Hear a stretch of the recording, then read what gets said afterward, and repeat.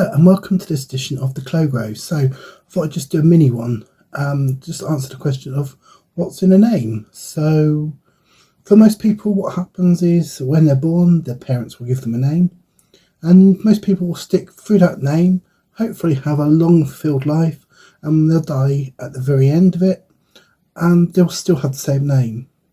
But obviously if you're trans, you might not be in that boat. You might actually not be happy with the name that you were given at birth.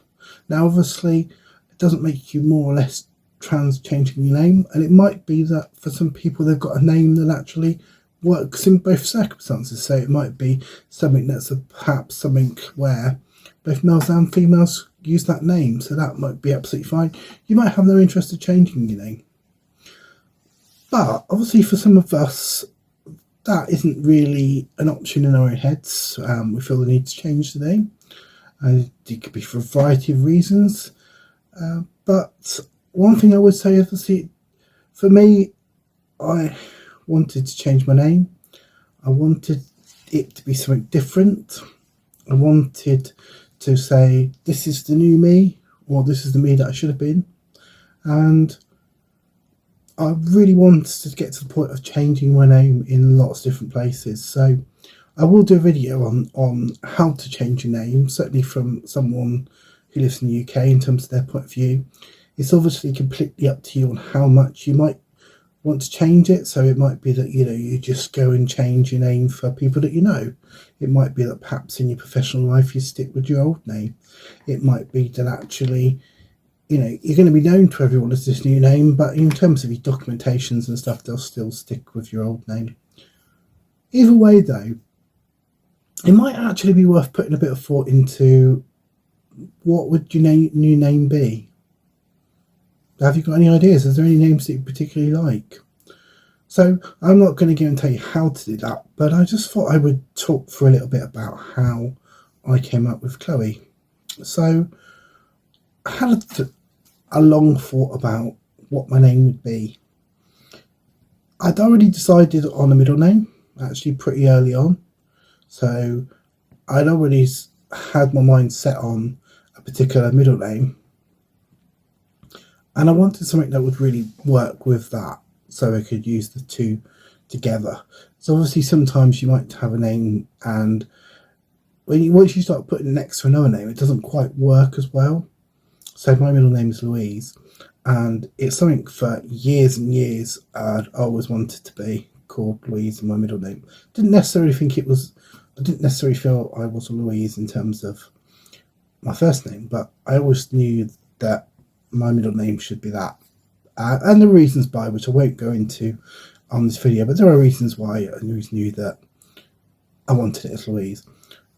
So I needed something that would really fit with that. Now, for me, first, I suppose, really, once I started choosing names, I had a sort of set criteria, really. So for me, my criteria was I didn't really want to choose a name for people that I knew. So I didn't want it to be the same name as anyone in my family, for example. I didn't want it to be the same name as people from work. I didn't want it to be sort of people who I associated with. I thought that would get a bit confusing, and sometimes they always sort of say that when you copy people it's a sincere form of flattery, but not everybody thinks that way. So I didn't really want to have a name that was certainly not my first name, in terms of something that actually was the same as other people's. So that was my first thing. I obviously needed something that would go something Louise. So I needed something that would sound good when it was with it. I didn't want to have initials that were too silly. So obviously I needed to be mindful of that. I also, for me, I didn't want to have a name that was too ambiguous. So I suppose I wanted a kind of girly name. Now, obviously, it might be that in your situation, you might want something that's could be either or. So, names, things like Kim and stuff like that could be male or female, for example. I suppose for me, I didn't want anyone. I wanted a name which someone could look at and think, that's a girl's name. So that was quite important to me. I also had this thing about I didn't want a name that could be or would commonly be shortened. So I mean, things like if it had been, so let's say for example Victoria, I didn't want to be a Victoria because people would then call me Vicky, and obviously for me, I think I spent quite a bit of time choosing names that I liked, and I didn't want it to be a case of something that somebody would just come along and shorten. So I suppose that was really my starting point. What I tended to do from there was I wrote the names down, and I suppose I wrote names down that I liked, and I crossed them off, and I just tried to come across ones that I liked. You find obviously sometimes that when you start setting out rules, you might write the names down and later on think, oh, actually that one falls under something else. So either I know somebody of that name, or in my case, but so ultimately I did a short list. And what you can do at that point is you don't need to go and choose a name straight away. Don't forget. Say have a bit of time thinking about it, because if you're going to change your name, and certainly if you're going to change it and you're going to change all your documents and stuff like that, that's quite a lengthy and can be quite an expensive process. So you want the right name.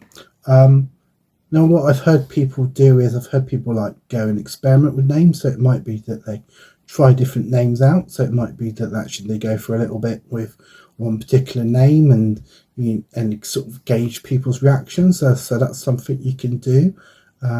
It's not something that it's not something I did, because it was, I suppose, I did do quite a lot of soul searching in terms of what my name would be.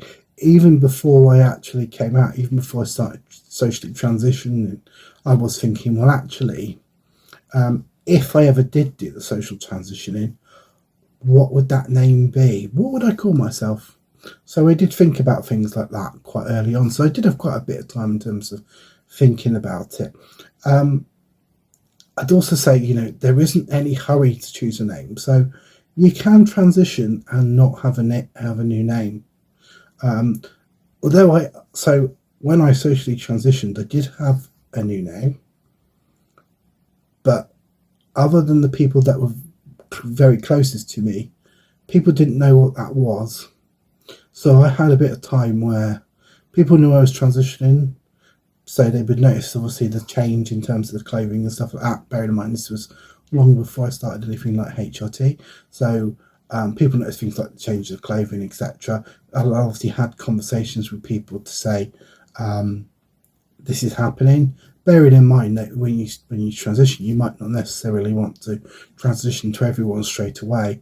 So there was certainly a gap between me starting the transition and actually letting people know what my new name was.